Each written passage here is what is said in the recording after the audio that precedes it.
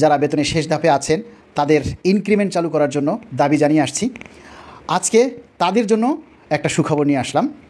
অর্থাৎ যারা বেতনের শেষ ধাপে পৌঁছে গেছেন আরও 2 বছর আগে, মানে হচ্ছে 2024 সালে এবং 2025 সালে, এই 2 বছর যারা ইনক্রিমেন্ট পাননি তাদের জন্য একটা উচ্চতর স্কেলের জন্য সুপারিশ করেছে জনপ্রশাসন মন্ত্রণালয়। আবার আরেকটু ক্লিয়ার করে বলছি, যারা বেতনের শেষ ধাপে পৌঁছে গেছেন অর্থাৎ 2024 সালে এবং 2025 সালে, এই 2 বছর ধরে যারা ইনক্রিমেন্ট পাচ্ছেন না তাদেরকে পরবর্তী বছরে, মানে 2 বছরের পরবর্তী বছরে তাদের জন্য একটা উচ্চতর স্কেল পাওয়ার জন্য জনপ্রশাসন মন্ত্রণালয় সুপারিশ করেছেন। এখন আপনারা বলতে পারেন যে তাহলে 2024 সালের আগে যারা বেতনের শেষ ধাপে পৌঁছে গেছেন তারা কি হবে? তারাও প্রাপ্য হবেন। কথাটা বলা হয়েছে যে সর্বনিম্ন 2 বছর যারা ইনক্রিমেন্ট পাচ্ছেন না, যারা তার অধিক থেকে পাচ্ছেন না তারাও এটা প্রাপ্য হবেন এবং শীঘ্রই এই গেজেটটা প্রকাশ হলেই আপনারা আরও বিষয়টা ক্লিয়ার হয়ে যাবেন। তবে এই সুযোগটা শুধুমাত্র যারা বেতনের শেষ ধাপে পৌঁছে গেছেন তাদের জন্য। তবে যারা এই 2025-এর জুলাইতে বেতনের শেষ ধাপে পৌঁছে গেছেন তারা কিন্তু এই সুযোগটা পাচ্ছেন না। কেন পাচ্ছেন না?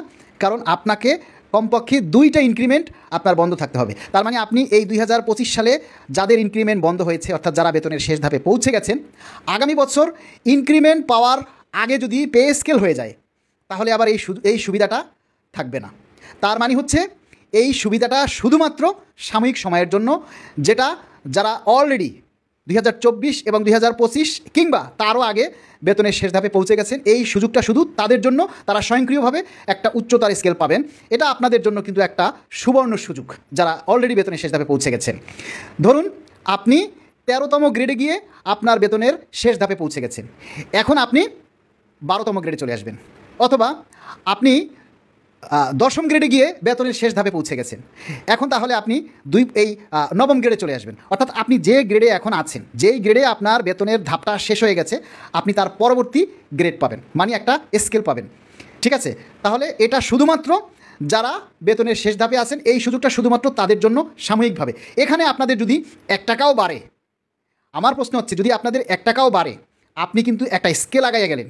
I think it is a great achievement যারা বেতনের শেষ ধাপে আছেন। এটা কিন্তু ছোটোখাটো বিষয় না। হয়তো আপনি বলতে পারেন যে আপনার কম বাড়বে, কম বাড়ুক, কিন্তু আপনি যে একটা স্কেল আগাইয়ে গেছেন এটা কিন্তু কম কথা নয়। তবে শর্ত হচ্ছে আপনার বিরুদ্ধে কোনো মামলা থাকতে পারবে না। কোনো বিভাগীয় মামলা যদি আপনার বিরুদ্ধে থাকে তাহলে কিন্তু আপনি আবার এই সুযোগটা পাবেন না।